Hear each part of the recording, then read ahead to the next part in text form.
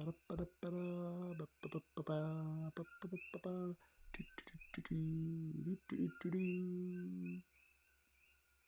guys, welcome to JVB Live. It's Saturday night here in Hawaii, which means it's already Sunday morning on the right coast of the US.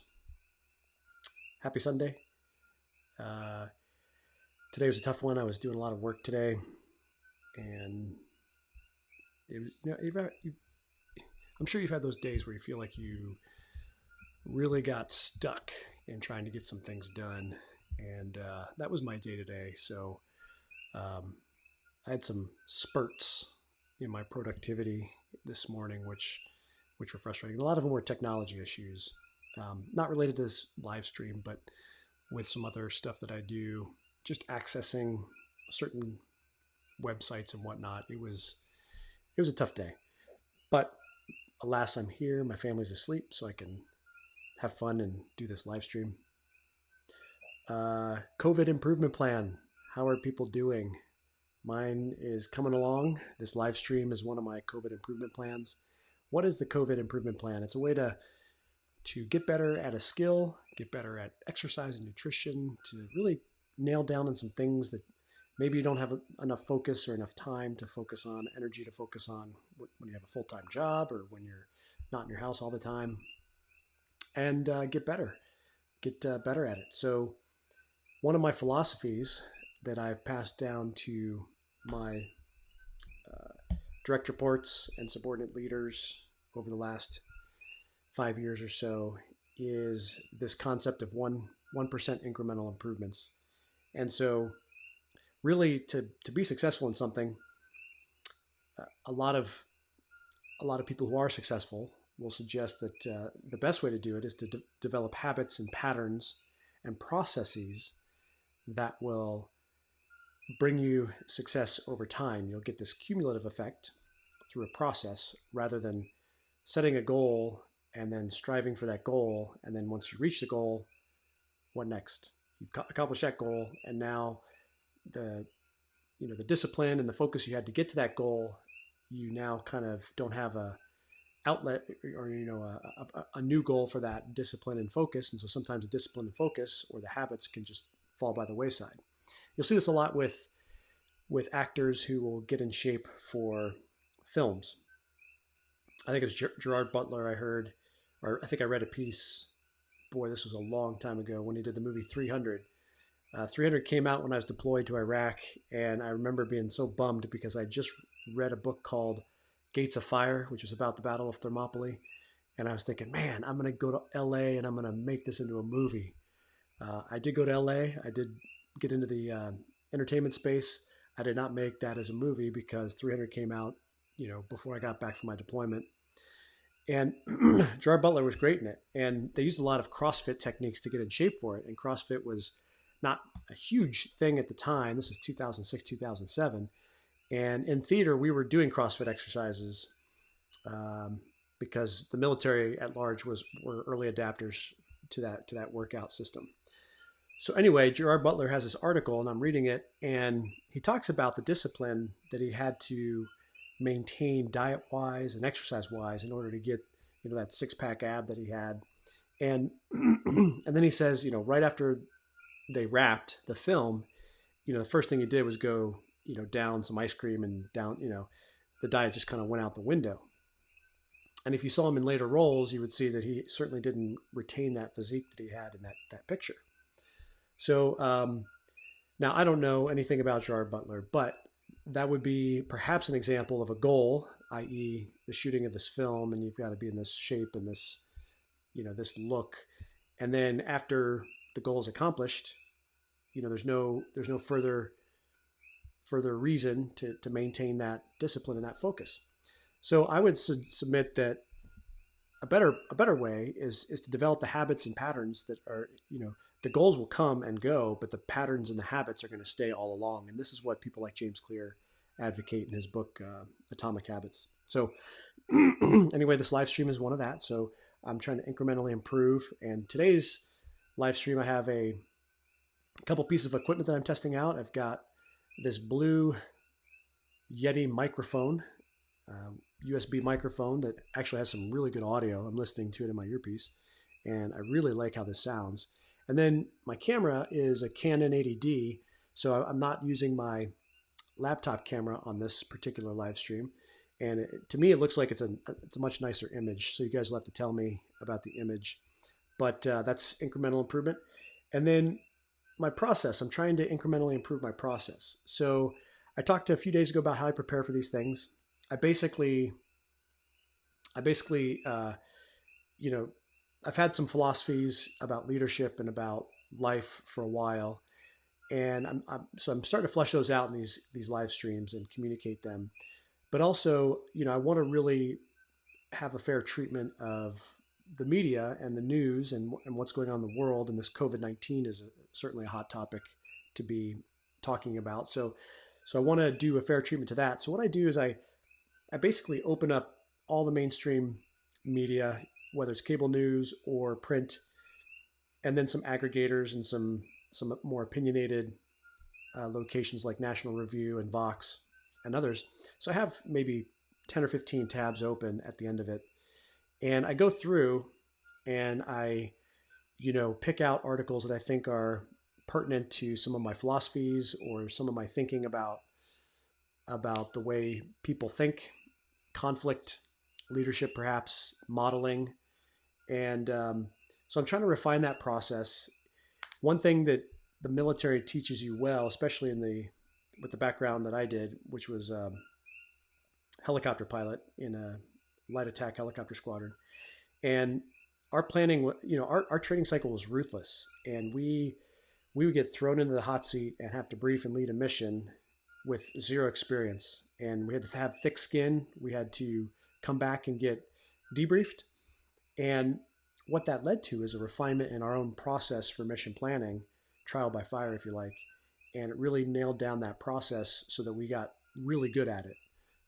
Most of us. So I'm trying to get really good at this process of preparation for these live streams to make the content valuable and meaningful to the audience. So you'll have to tell me if I'm succeeding at that. Hopefully I am. I'm getting some great feedback. I'm slowly starting to branch out and let more and more people see this.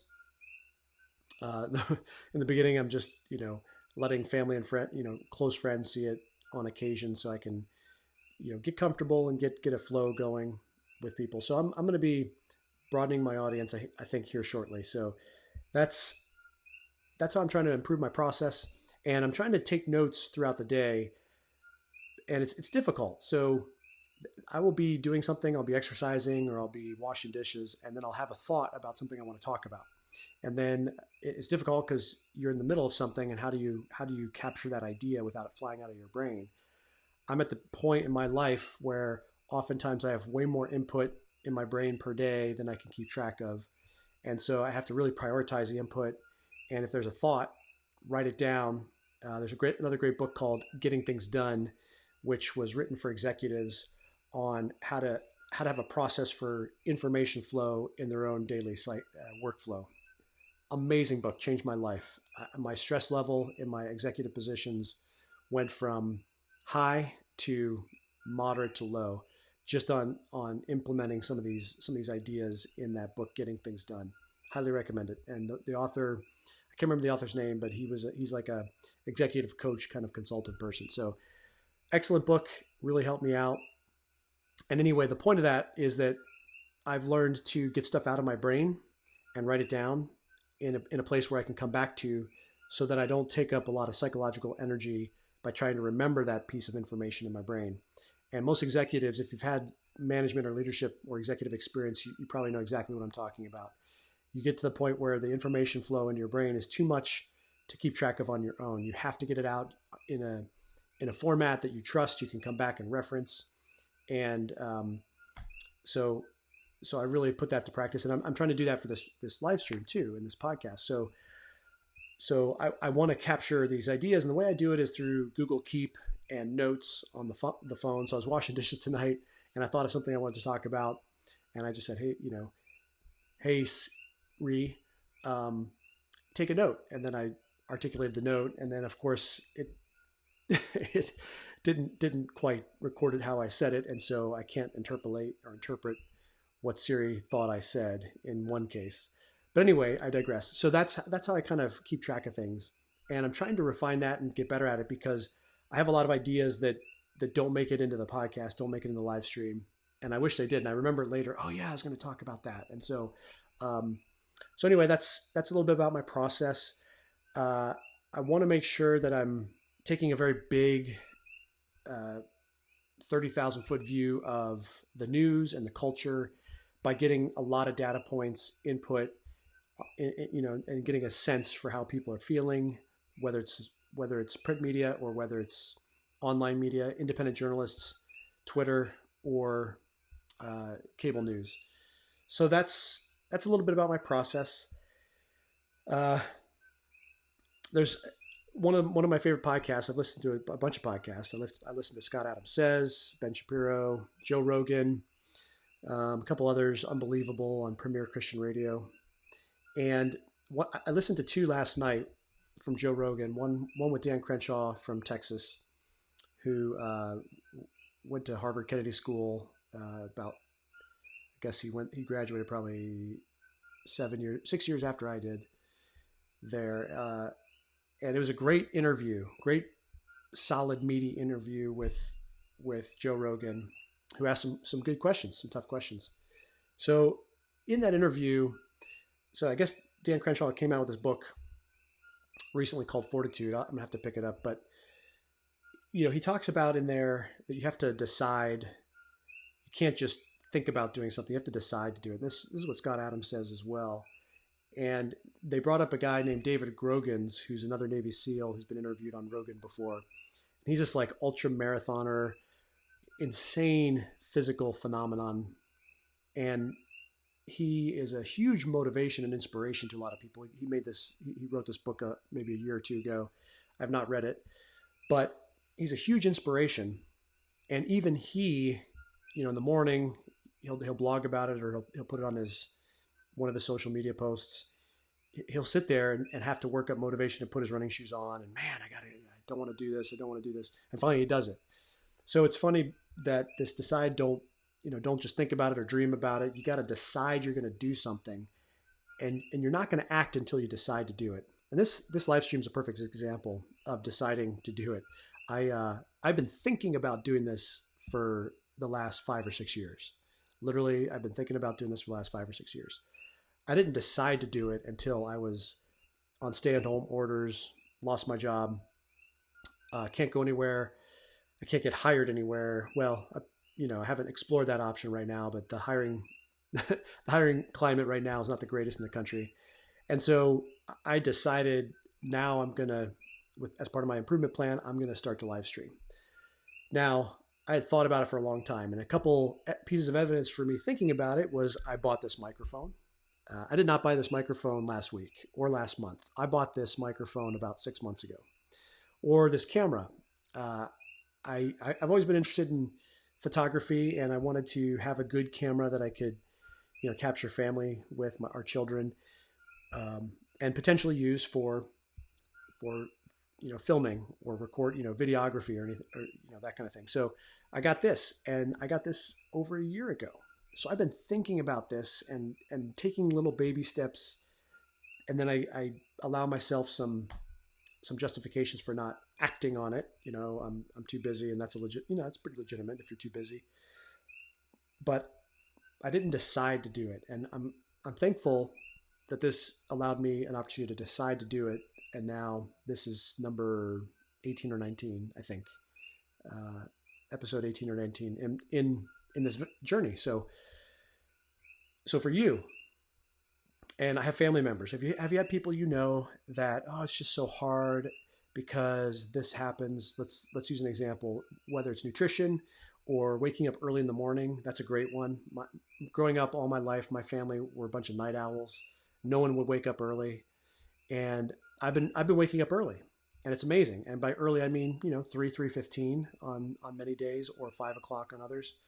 And I love it. A lot of successful people for a long time have recommended waking up early. And so I've been sharing this with people in my family, and they just go, oh, I couldn't do that. I could never do that. They don't want to do it. And if they thought about doing it, they still might not do it. They have to decide they want to do it. And then it's easy. It's not hard. You just decide you're going to do it. And Joe Rogan made this point yesterday in the podcast is you just got to decide you're going to do it and go. Um, and that's a really positive and empowering way of thinking about life. And Joe Rogan made the comment that those who do that end up putting in more effort, working harder, and having that meritocracy gain from our capitalist structure. So, and those who decide not to do that may get lucky, but oftentimes they don't participate in those advantages. And so Joe Rogan, interestingly, was making this comment about, wait a second, we want to reward those behaviors where people take action and decide to do things and decide to take risks, and not do away with all that in the midst of this crisis. So anyway, I'd recommend going and checking that out. Dan Crenshaw, David Grogan's, Joe Rogan, David Grogan's, yeah. And as it pertains to this podcast and this live stream, I want us to collectively decide to have grown-up conversations about things. My goal is to elevate dialogue. I want to bring people together. I would prefer to keep it non-emotional as best we can. Certainly, we're all human, so we'll get passionate and emotional at times, and I'll say things that will trigger you, I'm sure. And you might make comments that trigger me, I don't know. But let's decide to have grown-up conversations. And this brings up a couple of conversations I've had in the last 12 hours or so with some friends. One friend on Twitter, another friend on text message. And it's funny because, I mentioned trying to keep emotion down. And I found myself in one scenario having my emotion just, and then in the other scenario, my emotion is pretty steady and I'm pretty even keeled. And I was trying to think about why, these discussions, which are disagreements politically, why in one case I'm pretty calm and collected with one friend who's on the other side of the aisle, and I get really emotional quickly with another friend that's on the other side of the aisle. And I thought about it, and I think the difference is because I've been dialoguing with the one friend who is opposed for the last 12 years. And so we've had a long history of disagreeing and debating. And so I'm not really surprised by anything he says, and I respect it. And he's not really surprised by anything I say. He respects it for the most part. Now, this other friend, I have not had that background with him with those dialogues. He came to his decision to leave his former political party recently with the election of Trump. So he and I have not had a steady background in that disagreement. In fact, the only conversations that we've had about it have been very, very heated. And interestingly, he's become a very emotional person about this, which is a deviation from how I remember him when we were younger. So anyway, that was going back and forth on Twitter, and I found myself with my friend I don't have that background with. We used to agree way more than we disagree, and I found myself ramping up emotionally. And so I was trying to relay in this text thread, this back and forth, that it doesn't help if we're so emotionally charged that we judge and condemn people on the other side. That doesn't elevate the dialogue. It doesn't help. There's no value in that. So maybe don't do it. Maybe don't do it. And I was trying to take that to heart for me and say, okay, how do I not condemn or judge the other side and allow my emotions to rule my thinking on the issue? And I decided. So I'm a Christian, and there's a Christian ethic, which is love your enemies, pray for those who persecute you. And it starts to remove your ego from, that ethic, I think, starts to remove you from the equation. You can almost dispassionately still love the person and listen to them and acknowledge their viewpoints, even if you don't agree, and look for opportunities to offer your opinion and your input. This is oftentimes how Christians share their faith, by the way, is they'll love people who maybe are atheists, maybe are agnostics, maybe are from other religious backgrounds, and they'll associate with them. And then at an opportune time, they'll start to find ways to share their faith and talk compassionately and um, empathetically with people about their concerns and whatnot. So I thought that was a good picture of how we could be better dialoguers in the political space, in the philosophical space. So all that to say, I started to respect his desire not to engage in it anymore. So I backed off a little bit, uh, after adding a few more comments, which I'm not proud of. But um, I'm not perfect either. But anyway, I backed off, and I wanted to show him and signal to him that I respect his opinion. He's still my friend. It's not persona ingrata for me because he's so passionate on one side of the aisle. So anyway, I think together, if you're somebody who listens to this or watches this, that we should decide to have grown up conversations about things. I think we can agree on that. That's probably better as opposed to worse. And a question, would you say that people who are highly emotional are more likely or less likely to listen or accept disconfirming evidence?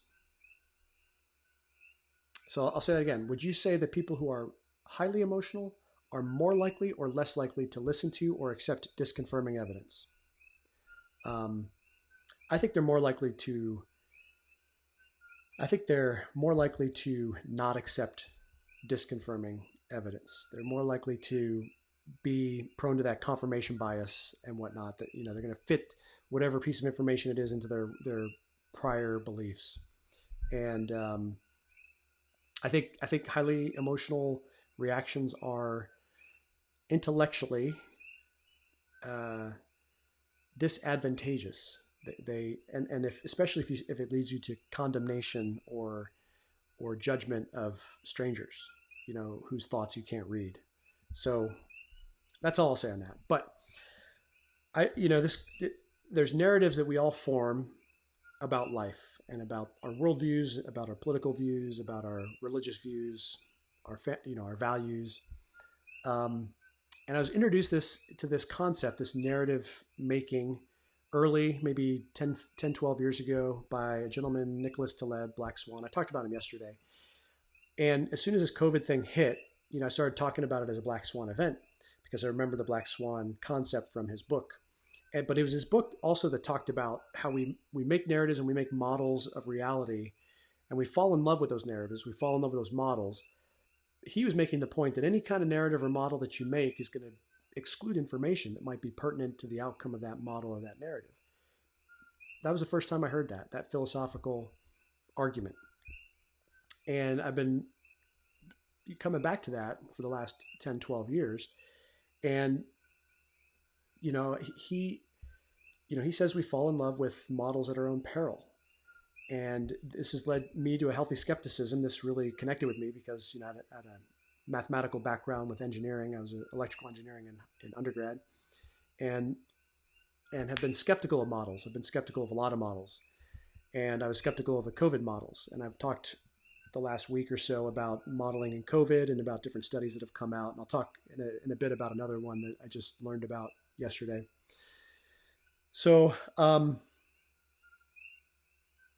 so be aware of that narrative making that you have, that I have, and what information you're excluding, and are you emotional about it?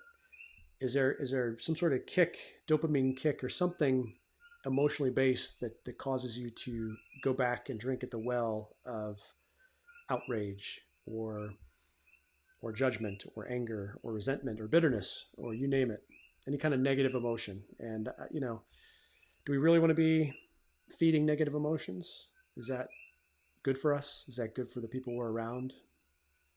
My belief is no. I don't think that's good for us. So anyway, also over the last 10 years, I've been kind of a junkie of dialogue and debates. So I listen to a lot of debates. I listen to a lot of Christian atheist debates, evolution, creation debates, philosophical debates. A lot of it came from listening to Unbelievable by Justin Brierley over on Christian Premier Radio, UK radio station. Excellent program. It comes out once a week, and I would highly encourage you, if you're interested, to go check that out. But I was listening to one today, and it was by a chemist who makes nanobots and a biologist who's doing research on origin of life from a naturalistic standpoint. And they had a really interesting scientific back and forth about, what they've been capable of doing in the lab and what it means.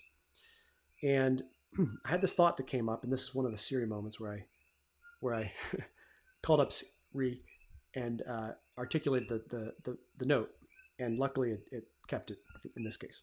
But I had this thought, and I was reminded of it because I experienced the same thing back in graduate school with some of the professors I had. And so I wanted to pose it as a question, a hypothetical question. So would you say that the higher your specificity in training, the more likely or the less likely you are to resist potentially narrative defeating information? So let me say it again and I'll flesh it out. Would you say you are, the higher you are in the specificity of training, so let's say you have a PhD in a certain discipline, are you more likely or less likely to resist narrative defeating information? So I think string theory in physics is a good example, and I'm not a physicist, but I have an interest in staying a little bit up to date on these kinds of things. And what I've heard and what I've seen reported or I've read is that string theory as a profession has started to lose some stature because it hasn't actually solved anything in quite a while. And I'm sure there's people who might disagree with that assertion. There's M theory that's a proposal for the grant, the quantum gravity and that solution to quantum gravity and that kind of thing. But as a whole, it was booming in the 90s, and a lot of people were going into string theory in the academic course, and then it kind of lost its appeal because its contributions to the physics questions were starting to not have the persuasive power. And it made me think about other disciplines in history that had a time in running and then fell off, right? And then just kind of went away. So, one that we don't like to talk about, eugenics, back in the early 20th century, that was prominent in academia. And there's no eugenicist that I'm aware of in any institution in the US. But at one point, they were in our institutions, eugenicists. So now, did the eugenicists leave quietly? As disconfirming information came into their arena, would they accept that and just say, "Oh, I'll just adjust my views," or do they kind of resist that? And I think we see that a lot in academia. I think biology is one of that. Evolution. I think they're seeing disconfirming information and starting to, not accept it and have difficulty accepting it. A great book, if you're curious, is Darwin's Doubt by Stephen Meyer. And I'll make a prediction. I think that Darwinian evolution as a fully naturalistic, unguided process is dead on arrival. And I think that there's so many fatal flaws with that viewpoint. And I think Darwin's Doubt is a good treatment of it. So go read it if you haven't. And I should do an episode on that at some point. And I'll bring in maybe my brother or another guest who's really digested it more so than I have. But I just think that we see a lot of examples of these experts resisting disconfirming information. And you could make the case for religious arguments as well. You're only a Christian because you're, this and that, and you are so held on to that belief system that you will not accept any disconfirming evidence. And that's certainly a valid critique, but it cuts every single direction, right? So there's no person who has a viewpoint that is immune from that critique. So anyway, I think the same thing with expertise and with specificity of training could apply in the political realm, could apply to Democrats, Republicans, could apply to conservatives, liberals, progressives, you name it. If you're really invested in that viewpoint, maybe you have money coming in, maybe you have a career that kind of promotes that viewpoint, then the more and more likely you are to disconfirm or to reject disconfirming evidence. So I meant to bring up a quote. I wanted to share the quote from Jordan Peterson in the movie Hoaxed again, because I thought it was it was so brilliant the way he said it, and he's basically saying more articulately than I could even hope to what I've been discussing. And so I thought maybe I would discuss it. Now he takes a little bit different tact on it. Um, so he says, and I'm going to start kind of midway in the quote, but he says, our axiomatic systems orient us in the world and regulate our emotions. Our axiomatic systems orient us in the world and regulate our emotions. So when something axiomatically impossible happens, Donald Trump getting elected, for example, people are going to scramble to find reasons that don't require retooling of their worldview. So when something axiomatically impossible happens, people are going to scramble to find reasons that don't require retooling of their worldview. And it's no wonder, because they're avoiding, in archetypical terms, an involuntary descent into the underworld and even to hell. That's also why people fight so hard to protect not only their belief systems, but also their social systems. Often that means accusing someone else. Have you seen that today? Because then you have to change, because then they have to change and not you. A worldview adjustment is a major revolution, and you may not recover from it. It just might do you in. Or maybe you're chronically depressed, and so when you dig down and you have to restructure those axioms, not only do you have to encounter the unknown as such, which is no joke, but you may also have to discover your own malevolence. I can't even describe to you how much I love this quote. I've been a Jordan Peterson fan forever. I actually saw his influence on Dan Crenshaw in Joe Rogan's interview. I was following Jordan Peterson very soon after the C-16 bill up in Toronto that kind of made him famous on YouTube, and he had a articulation as a psychologist and understanding what makes people work that just resonated with so many people, including myself, that really he was able to articulate a lot of things that people weren't able to articulate themselves. But this is exactly what I'm talking about. So it's often means you accuse someone else. If you have something axiomatically impossible happen, you accuse someone else, because then they have to change and not you. There's another way of thinking about this, which is what Scott Adams would say, and he said this in the same film that this quote came from, the movie Hoaxed by Mike Cernovich. So, and I have to paraphrase it, but basically Scott Adams said, if you've concluded that somebody's evil, then anything they say or do is going to be proof that they are evil. So in other words, you're going to fit the information coming into you into your pre-existing prior judgment. And this is confirmation bias. So this is the narrative discussion, where you fit new information that should maybe move your narrative or adjust it. You fit the information, you either reject it and dismiss it, or you fit it in and make it evidence for your narrative. So we all do this. We all do this. And I hope that in the context of this dialogue that we have, that you can start to recognize it, avoid it, and maybe teach other people about it, and join with me in raising the dialogue to a grown-up discussion and not a fifth grade recess session. So anyway, I mentioned the other day also the fog of war analogy. So I wanted to briefly cover this and then move on to some other things. So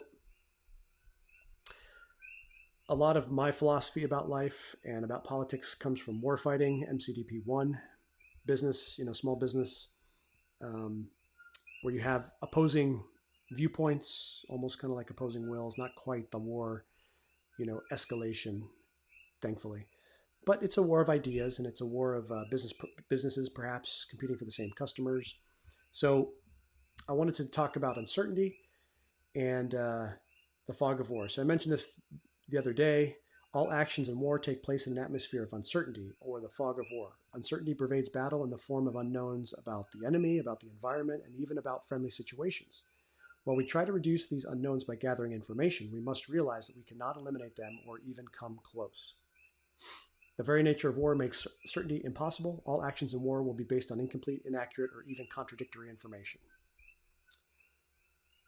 War is intrinsically unpredictable. At best, we can hope to determine possibilities and probabilities. This implies a certain standard of military judgment. What is possible and what is not. What is probable and what is not.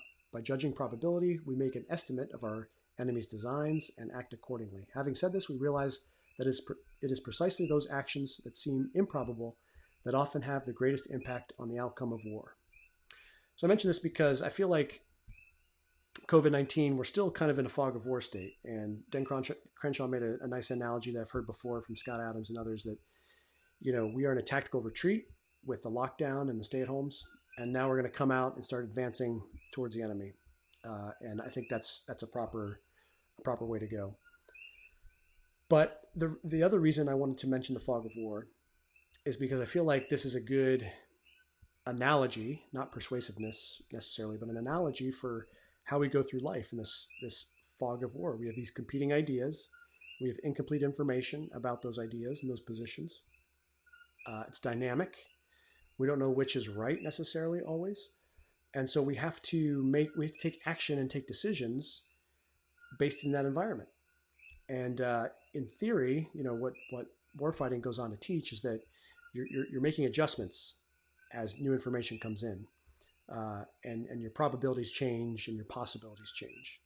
So you're making adjustments as new information comes in, but you're constantly looking for that new information.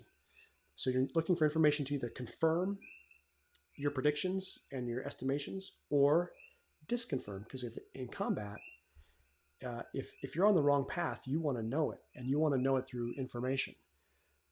Sadly, that doesn't necessarily translate always into the political dialogue or the philosophical or religious discussions, meaning that if you're wrong, you don't want to know it. Typically, I mean, some might want to know it, but if you're wrong in your conclusion on a policy or on a person, a politician, or on a party, or you name the issue, if you're wrong on that, you kind of don't want to know that, and this fog of war analogy hopefully helps also illustrate what I want to accomplish, which is, no, we should look to have that dynamic equilibrium with our thinking on issues, and seek that out, and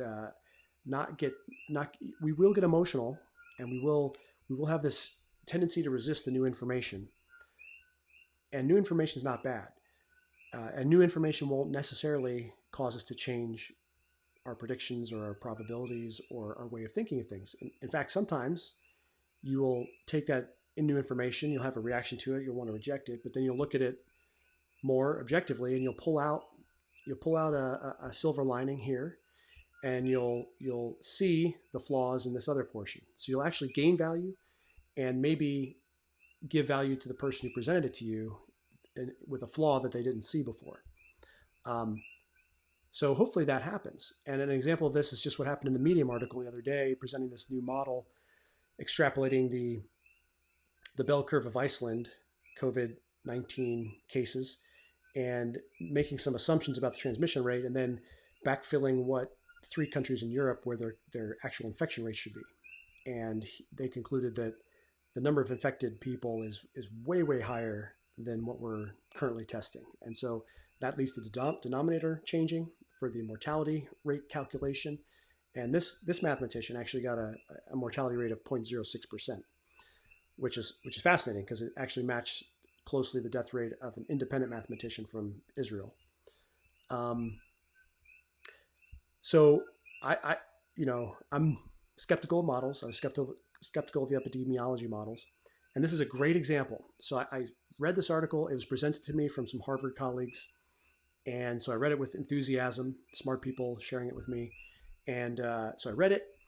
I was like, yeah. And then there were 16 comments. So I read the comments, and the comments pointed out some flaws and some things that his analysis did not account for. And I said, that's right. Okay, so that chips away at the model. And then this other comment, that's actually pretty serious. Like, he should really have accounted for that. And then on down the list, and the impact was latch on to this confirming piece of evidence because it calls into question the epidemiology models. So it's done by a data scientist. And then and then having to be, oh, wait a second, there's this bit is that's actually true. Okay, that's not so true. This is true. That's not so true. And this idea of discerning the feedback and the information that is helpful versus harmful is a tremendous skill. And it's something I learned back in the squadron life when you had debriefs and you just got crucified with all the things you did wrong. Uh, maybe on occasion some things you did right, and you had to have a thick skin, and you had to discern the comments that were really truly constructive and could build you up versus the comments that were simply about the person speaking, showing you how smart they were. And the same is true in acting, by the way. So I was in LA as an actor for a few years after studying it in college as a minor. And same thing, when you go up and perform a scene on stage and you get debriefed by your theater company or by a producer or director or whoever, you have to have a thick skin. They're going to tell you honestly if you were believable, and if so, and why, and if not, why. And same thing, if you had a big theater company and there's a lot of acting training happening, you would have feedback from fellow performers, from the director of the theater company, and you had to discern which comments were gems that you could use, that you could carry with you and improve, and which comments were not really there for your benefit. They were there to maybe cause doubt, maybe to embarrass you, maybe to have people focus on them and what they were saying. And that discernment is very, very helpful. I think you can translate that concept over to the political space, the debate space, the philosophical space. We want to discern from people who disagree with us, like Jordan Peterson says, coming back to him, assume that the people you're talking to can teach you something. And you can find something in that dialogue, even if you disagree profoundly, that you can learn from. It's imperfect. I'm not perfect at it, but hopefully together we can get better at it, and you'll start to develop a skill, develop this craft of identifying those opportunities. That would be my hope. Okay, so I talked a lot about all that stuff, about 40 minutes worth. I want to briefly cover some updates on COVID, and then I want to talk about a little bit of politics, and then we'll be done. Just a short session on COVID and politics. So COVID updates. I learned that the USS Teddy Roosevelt tested almost all of their crew. I didn't know that. This is an old report that came out of the Navy Times, I think. And I had no idea that they did this. And so I'm going to read a little bit from Reuters. It doesn't have the date on this, but sweeping testing of the entire crew of the coronavirus-stricken USS aircraft carrier Theodore Roosevelt may have revealed a clue about the pandemic. The majority of the positive cases so far are among sailors who are asymptomatic, officials say. The possibility that coronavirus spreads in a mostly stealthy mode among a population of largely young, healthy people showing no symptoms could have major implications for U.S. policymakers who are considering how and when to reopen the economy. It also renews questions about the extent to which U.S. testing of just the people suspected of being infected is actually capturing the spread of the virus in the United States and around the world. This is the same as what I've been talking about with the German study that found a much higher transmission rate. The study in Iceland that I just mentioned a little bit earlier, and then this antibody test they just did in Santa Clara County on yesterday, which revealed a higher infection rate than previously believed. So all of these different studies are starting to paint this picture. Also the cruise ship, and now this aircraft carrier. So all these are confirming evidences that we have a lot of information we're trying to fill in the gaps in. And one of this is that denominator figure that goes into the mortality rate. Excuse me. So the Navy's testing of the entire 4,800 member crew of the aircraft carrier, which is about 94% complete, was an extraordinary move and headline grabbing. Roughly 60% of the over 600 sailors who tested positive so far have not shown symptoms of COVID-19, the potentially lethal respiratory disease caused by coronavirus, the Navy says. The service did not speculate about how many might later develop symptoms or remain asymptomatic. So, of course, you could say, well, they're not symptomatic at the time of the test. Maybe in a week they will, a couple days. So if we don't know that, we don't really know the full implication of this event. The figure, skipping down a little bit, the figure is higher than the 25% to 50% range offered on April 5th by Dr. Anthony Fauci, director of the National Institute of Allergy and Infectious Diseases, and a member of President Donald Trump's coronavirus task force.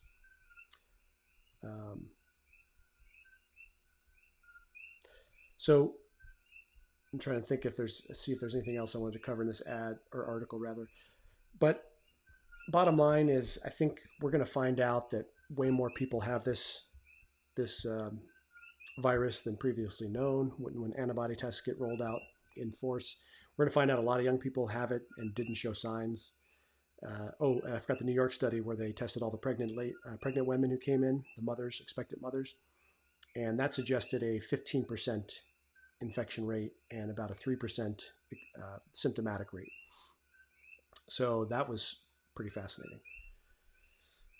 Okay, so another piece of information that is kind of in that line of reasoning that hopefully you've stuck with me on for the last 2 weeks about modeling and about the numerator and the denominator, and how we have to constantly update our expectations and our probabilities and our predictions with new information. So skepticism is warranted, and then as information evolves, you can update that skepticism. And in this case, in my view, the skepticism initially has now started to show that it was warranted. Another piece I want to talk about is this CDC timeline in the Washington Post, and this goes back to the fog of war. And this is pretty crazy. And I just want to talk about this. This is worth going in depth because a lot of criticism is what happened in February and nothing was done and there's no preparation and yada yada yada. This should have done it sooner argument, which I think is not a great argument. It's not the worst argument, but it's not a great argument because it literally applies to everything and it doesn't account for the fog of war. So I want to go through this. There's a timeline in the Washington Post, and this was written by, let's see, just Post staff. So this is covering the CDC timeline and what happened throughout January and February. And I'm just going to I might start in February. And actually, I'll cover the findings of why the CDC tests were so bungled. So I'll just start from the top. Reports of a respiratory virus spreading in Wuhan, China emerged in late 2019. After a number of cases outside China increased rapidly, the World Health Organization declared the novel coronavirus a pandemic on March 11th. With no cure or vaccine currently available, diagnostic testing is crucial to containing the spread of the virus. Opportunities to mitigate the pandemic impact in the United States were lost amid bureaucratic delays and a breakdown in efforts to produce a viable, reliable test kit at the Center for Disease Control and Prevention. Here are the major developments to understand what happened.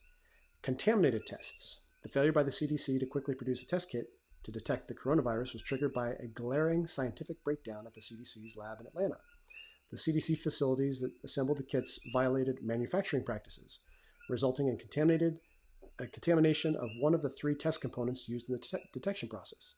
The troubled segment of the test was not critical to detecting the novel coronavirus, experts said. After false positive results emerged, CDC officials took weeks to remove the unnecessary step from the kits. 2, early warning signs on flawed testing ignored. This talks about Trump administration officials continue to rely on flawed CDC tests, even as many lab scientists eager to help grew increasingly alarmed and exasperated by the federal government's actions, according to emails and documents reviewed by the Washington Post. Scientists at academic, hospital, and public health labs were frustrated by the bureaucratic demands that delayed their attempts to develop alternatives to the CDC test. Limited testing.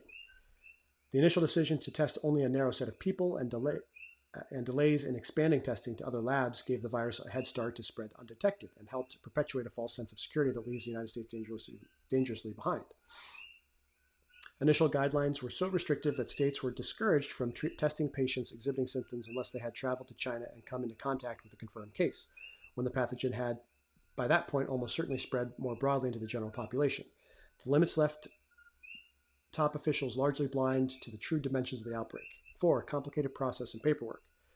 As they struggled to make the test kit work, many public health labs realized they might succeed by eliminating one of the 3 main chemical components, But under Food and Drug Administration's emergency rules, they could use the test only as it was approved.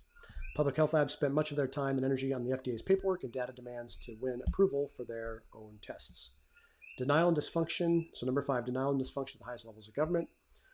The administration received its first formal notification of the outbreak of coronavirus on January 3rd. It took 70 days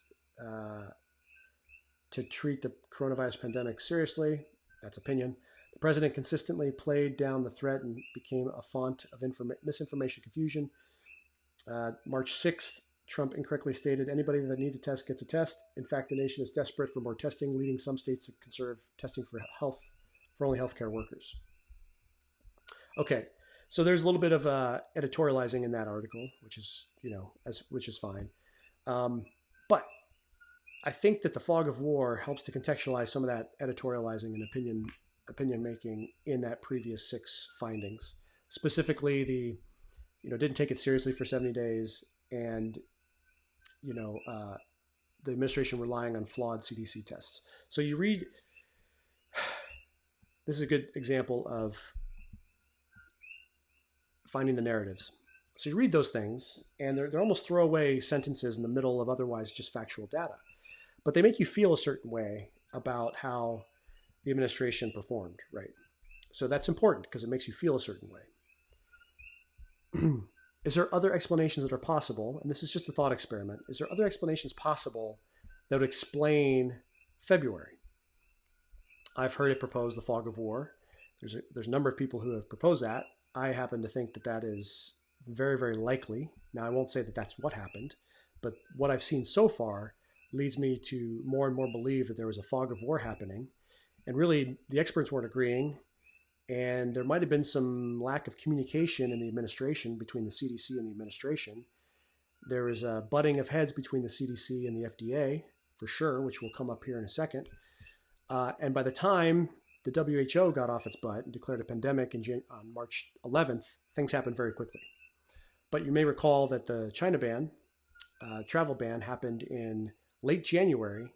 And just go back and look at the headlines from that time period. Just if you're curious, go back and look at the headlines and see what the response was to the China travel ban from the administration. And spoiler alert, it was not good. It was very, very negative against that decision. So, all right, timeline of testing delays. Late December, reports of new virus causing mysterious pneumonia began to trickle out of Wuhan, China.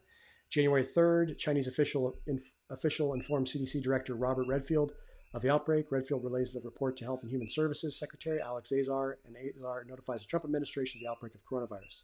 January 7th, the CDC begins planning for tests. January 8th, the CDC issues a health advisory informing state and local health departments about the outbreak and requesting that healthcare providers ask patients with severe respiratory disease about travel histories to Wuhan. So in the Federalist discussion between who's more liable for preparation, the states or the federal government, what's interesting to note is the CDC advises state and local health departments on January 8th of this outbreak and to kind of be on the lookout for it. So January 8th is kind of the earliest preparation date at the state level as well as the federal level. January 12th, Chinese authorities submit to the World Health Organization the gene sequence data of the novel coronavirus, which is shared globally. January 15th, the first known person in the United States to be infected with the virus arrives in Seattle from China. January 17th, Nancy Messonnier, director of the National Center for Immunization and Respiratory Diseases at the CDC, says that Japan and Thailand are already using the genetic sequence to detect cases, adding, "We at the CDC have the ability to do that today, but we are working on a more specific diagnostic." January 20th, a report from the CDC references the first positive case of coronavirus in the United States. 21st, Seattle man who had recently traveled to Wuhan is confirmed as positive for coronavirus, becoming the first known infection case on U.S. soil. Messonnier says the CDC's test kit was used to confirm the diagnosis of the man. Technicians begin assembling a new batch of test kits to be sent to 26 public health labs. In coming days, all but 2 of those labs observe false positive reactions that invalidate the test results. So that's on the 21st of January. 22nd, Trump receives his first question about the coronavirus, asked whether he is worried about the potential pandemic. Trump says, no, not at all. And we will have it totally under control. It's one person coming in from China that's going to be just fine. He's an optimist. 24th, the CDC shares the details of the US test publicly. 27th, the CDC raises its travel warning to the highest level, urging US citizens to avoid all non-essential travel to China. 28th, Azar touts the CDC test development. This is really a historic accomplishment. Within one week, the CDC had invented a rapid diagnostic test. January 30th, WHO declares the outbreak a public health emergency of international concern. January 31st, the next day, the United States declares a public health emergency, triggering emergency use authorizations. Although this process is designed to speed the development of diagnostic tests and intended to keep the quality of testing high, it would eventually lead to delays in the development of coronavirus tests at clinical labs. The policy discouraged labs from developing in-house testing because it required the approval of the FDA to do so. So we have this bureaucratic friction of labs requiring FDA approval. That takes time. So that's kind of important to add to the fog of war and the friction present in the atmosphere in February. And note what else happens on January 30th and 31st that is not mentioned in this article, and that's the shutdown of travel to China. February 4th, the CDC receives the first emergency use authorization from the FDA and prepares to distribute its tests more widely. The CDC will ship out about 200 test kits to labs nationwide.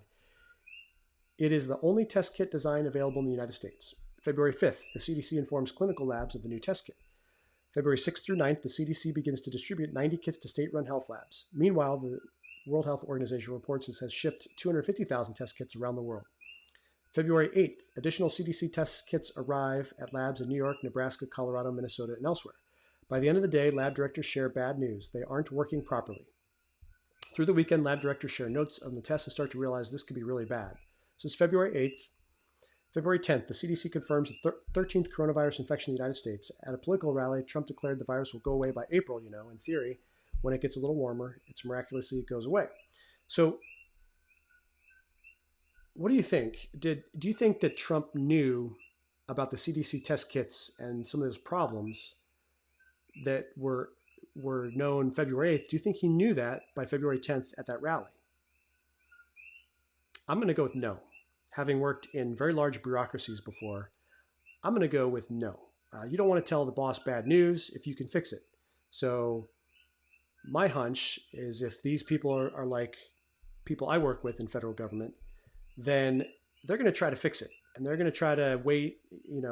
There's an adage that bad news doesn't get better with time. But if there's an embarrassment because you goon things up, you might want to delay a little bit and try to fix it yourself before you tell the boss. So my hunch is that Trump was operating on information he had before February 8th with this comment by April, in theory it gets a little warmer and miraculously goes away. And I remember reporting back then that, a lot of viruses die off in summer months and above a certain degree Celsius. And I remember actually seeing the Celsius published as, 26, 27, 28 degrees Celsius, where that would kill the virus. I remember seeing that in some of my capacities with some of my positions at work. So that's February 10th. February 12th, the first public hint of trouble with the test kits emerges when the CDC's Messonnier mentions unspecified issues at the public health labs. Some of the states identified some inconclusive laboratory results, Messonnier tells reporters. We have multiple levels of quality control to detect issues just like this one. Okay, so some issues. Not clear the extent. That's on the 12th. 13th, Azar testifies in Congress that the CDC is working with 5 cities to add coronavirus testing to its regular flu surveillance to see whether there is a broader spread than we have been able to detect so far. The labs are in Chicago, Los Angeles, New York, San Francisco, and Seattle. However, the tests do not work. That's not a quote. That's what the article's saying. Susan Butler Wu, director of medical microbiology at the Los Angeles County and University of Southern California Medical Center, warns in an email in response to an inquiry from Congress, we're screwed from a testing standpoint if this thing takes off in the US. So she emails Congress. So again, it seems like Azar is aware that this thing might be spreading, but they're still trying to get a sense for what the extent of the problem is, in my view. And again, it's not clear that this is getting to Trump's ear. And you remember that Trump traveled to India, and this is literally less than a week after the vote on impeachment. So we forget that impeachment, I think the vote was February 6th. So this is how fresh all this information is. Fog of war in February. February 14th, the United States has 15 confirmed cases, mostly in travelers returning from Wuhan. February 15th, the Association of Public Health Laboratories Lab Alert reports that there are issues with the CDC's instructions for testing. CDC's instruction for testing. Okay, not the testing, the instruction for testing. So that's 15th. 18th, the CDC warns clinical laboratories across the country against testing on their own without FDA approval. Meanwhile, it has still not provided public health labs with instructions on how to modify its test to make it work properly. February 23rd, Timothy Stenzel, a top FDA official for regulating diagnostics devices, meets with CDC officials in Atlanta to discuss the malfunctioning test kits. Stenzel will conclude that the problems are caused entirely by the CDC's in-house manufacturing. He soon advises the CDC to assign any additional manufacturing of the kits to an outside contractor. That's February 23rd, okay? That's the FDA telling the CDC that the problem is because of an in-house manufacturing defect. 23rd. 24th, the Coalition of Public Health Labs asked the FDA for permission to make their own tests. Quote, we are now many weeks into the response with still no diagnostic or surveillance tests available outside of CDC for the vast majority of our member laboratories, end quote. February 25th, in a congressional hearing, Senator Patty Murray from Washington presses Azar, the HHS secretary, on whether the CDC test was faulty. He denies that the test does not work, but in a news briefing going on about the same time, the CDC's Messonnier says that she was frustrated about problems with the test kits and that the CDC hoped to send out a new version to state and local health departments soon. Okay, so again, that's not really saying anything. That's saying they're frustrated. They're hoping to fix it soon. Okay, people are frustrated. There's some issues. Public's understanding of that. Presumably Congress would be understanding of that. There's still a friction. No one outside the CDC, in my view, and maybe the laboratories they were working with, really understood the scope of this problem. And this is often the case in large bureaucracies, is people outside of that silo aren't completely aware of the gravity of that situation. And there's a huge persuasion thing that has to happen from that silo of information getting out to other people and the decision makers. And my reading of this timeline is not clear that that's happening. Now, I might find information that disconfirms that, and I'm open to that. But so far, this is my reading of the timeline. Okay. February 26th, the FDA commissioner sends a letter to the Coalition of Public Health Labs that had asked for permission to make tests. Quote, false diagnostic test results can lead to significant adverse public health consequences, not only serious implications for individual patient care, but also serious implications for the analysis of disease progression and for public health decision-making, end quote. The CDC announces to public health labs that a workaround for the test has been approved, February 26th, the day after the frustrations. Okay. 27th, so maybe everything's good. 27th, Redfield, the CDC director, testifies to the House Foreign Affairs Subcommittee on Asia, the Pacific, and Nonproliferation that the CDC believes, quote, that the CDC believes that the immediate risk of this new virus to the American public is low. Redfield, the CDC director, on February 27th, testifies, quote, CDC believes that the immediate risk of this new virus to the American public is low, end quote. February 27th, fog of war. On a conference call with a range of health officials, a senior FDA official lashes out at the CDC for its repeated lapses. Jeffrey Shuren, the FDA's director for devices and radiological health, tells the CDC that if it were subjected to the same scrutiny as a privately run lab, quote, I would shut you down. Privately, the CDC concludes that a much broader effort to testing is needed. February 28th, dozens of clinical laboratory scientists from across the nation write to Congress asking for permission to create new tests, saying this regulatory process is significantly more stringent than that required for every other virus we test for. 47 days after the Chinese had distributed the virus's genetic sequence, the CDC abandons the test's once touted third component. Messonnier announces that the component can, quote, can be excluded from the testing without affecting accuracy, end quote. February 29th, the CDC announces the first U.S. death from the virus, the man in his 50s in Washington state. So far, the CDC and public health labs have tested only 3,999 people nationwide. The FDA announces a new policy to make it easier for hospital laboratories to develop their own tests. March 1st, New York confirms the state's first case of coronavirus. March 6th, Trump tours the facilities at the CDC wearing a red Keep America Great hat because that's super important. He says that the CDC tests are nearly perfect and that anybody who wants a test will get a test. So keep in mind the timeline. That's March 6th. Okay, he's been doing rallies. He's been campaigning. 29th, a new policy to make it easier for hospital laboratories to develop their own tests. 28th, hey, take out this third component that's the problem. Doesn't affect accuracy. Okay, problem solved. And 26th,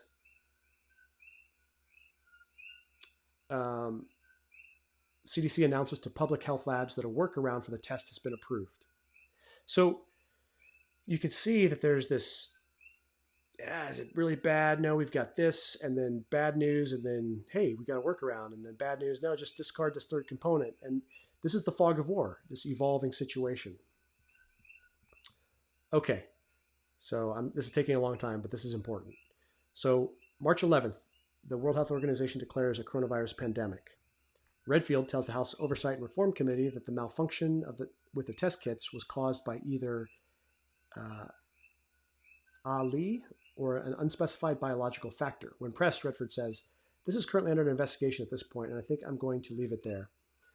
March 12th, Anthony Fauci, director of the National Institute of Allergy and Infectious Diseases, testifies to Congress about the testing. "The system is not really geared to what we need it to do right now," he said. "Yes, it is a failure. Let's admit it."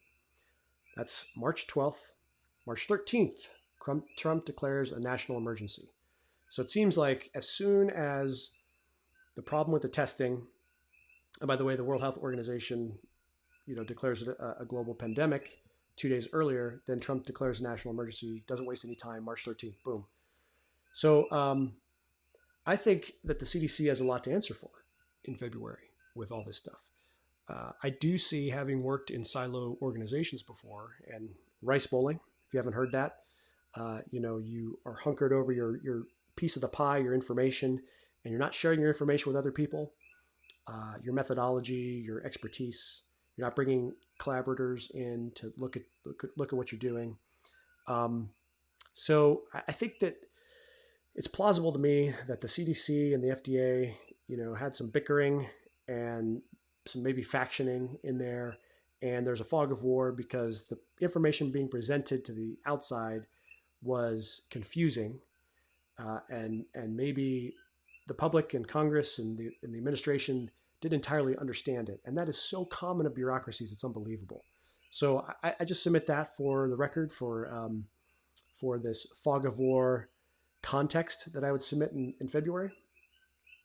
And so when you have your own FDA testifying that he doesn't think this is going to be a big impact on the U.S., and you have the CDC saying, hey, we've got these workarounds for these tests, what are you left to believe? What are you left to believe? So yes, the buck stops at the president, but you do rely on people underneath your charge to do their jobs. And when they don't, it's very frustrating, having been an executive myself.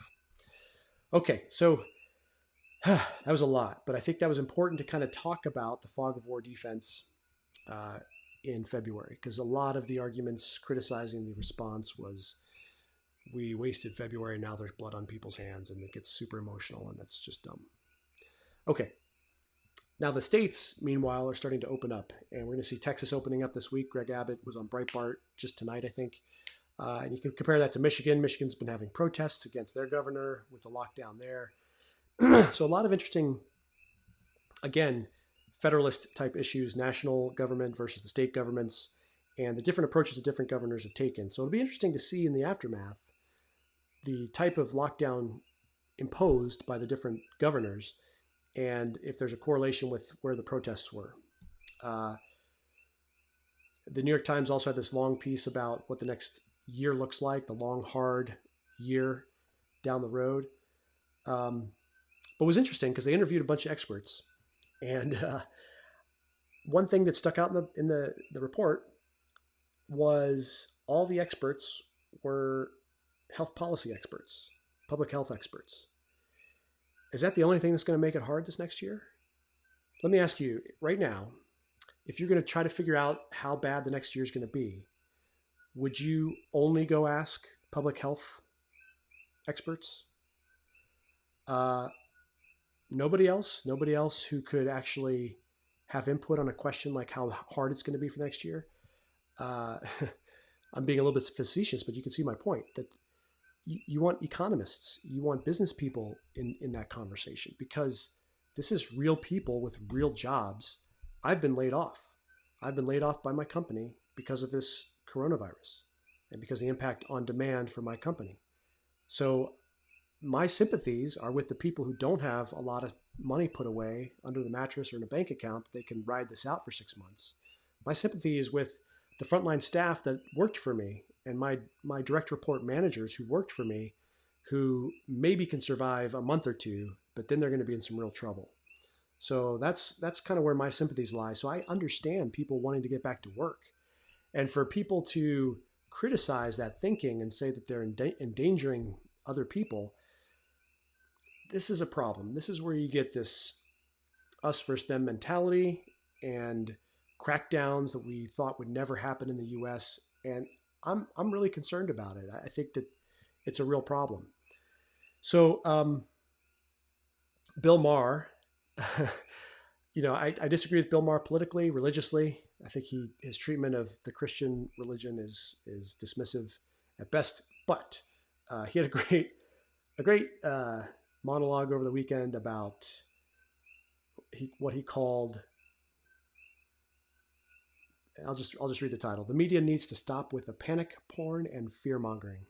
Panic porn and fear mongering. I think that fear mongering by the press is what's leading citizens to look at citizens who are protesting to go out and work as a danger. I'm saddened a lot by that outlook. I think it's not the right outlook. And I think a lot of it is this media fear mongering. So Bill Maher, I'm going to quote it a little bit. So quote, now that we're starting to see some hope in all this, don't hope shame me, the Real-Time host said. The problem with nonstop gloom and doom is it gives Trump the chance to play the optimist, and optimists tend to win American elections. FDR said the only thing we have to fear is fear itself. As full of shit as that is, I could see Trump writing that into a second term. So look, if this insanity happens again, news sources have to rein it in. Everyone knows corona is no walk in the park, because you literally can't walk in the park. But at some point, the daily drumbeat of depression or terror veers into panic porn, he added. Enough of the life will never be the same headliners. Everything looks scary when you've magnified it 1,000 times. Given the proper perspective isn't a cover-up of the truth, it is the truth. We need the news to calm down and treat us like adults. Trump calls you fake news, don't make him be right. So I love this, that there's a person on the left who is aware of the unintended consequence of this fear-mongering in the press. And I think it comes from this over-reliance on models, this over-reliance on narrative. And of course, the business model of the press is to stimulate a emotional response in you to click on a title. And that leads me into my kind of final part of this. So in my process, I go through all these websites, and the main aggregator I use is Real Clear Politics. And they also have polling, which I think is interesting to see where the nation is. But so far, the best mainstream aggregator that I've seen is Real Clear Politics. I'm sure there's others. I just haven't really, engaged with them much. Maybe Drudge or something like that. But the reason I think that RCP is so good is because they will put disagreeing opinions literally one on top of the other. So you'll have, I'll just read the headlines because I think this is very telling. Excuse me. Okay.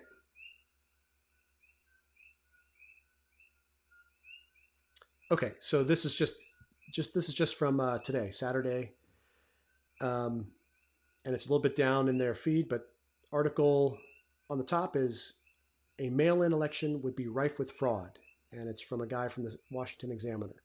Right below that, mail-in voting is the only safe way to hold 2020 elections, and that's Noah Feldman from Bloomberg. So you have two diametrically opposed viewpoints literally right on top of each other. Now, if you went to these different publications, dare I say, if you open up these articles, you're not going to have the treatment of the opposing view likely in that article and that treatment. So if you just read one of them, you're not going to get the full picture. But if you read both of them, you'll get the full picture, and you'll get persuaded with which one you think is right. And I think that should be the goal of the media, is to present the two sides in a steel man format. Hey, here's the good arguments. Here's the assuming the best arguments for both sides, and then the reader can decide which one it is. And my bet is if you read this, then there could be a bad faith argument in one or both articles about fear mongering or about, this is the only or the.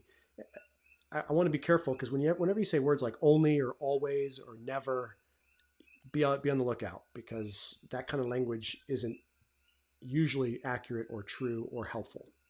So anyway, if you're curious about getting both exposures, then I would recommend Real Clear Politics. And I'd also recommend another exercise, and I found myself doing this in preparation for these podcasts and live streams, and that is go through the headlines and see what kind of captures your attention, right? And see what's going to cause you to click on it. Because people are studying this. The media knows which articles and which headlines are going to get you to click and which ones are not, and which wording is going to get you to click and which one's not. So it's usually tied to an emotional trigger, and I just challenge you to maybe for yourself take inventory and take notice of what emotional reaction inside of your brain triggers you to click on one article versus another. Could it be that it's that the title of the piece suggests some sort of confirmatory evidence